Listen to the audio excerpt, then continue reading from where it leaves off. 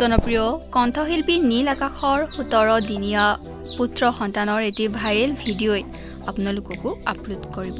আহকচোন কি কৰিলে পুত্ৰ সন্তানটিৰ সৈতে তেওঁলোকৰ পৰিয়ালে চাও এই বিশেষ ভিডিঅ'টিত।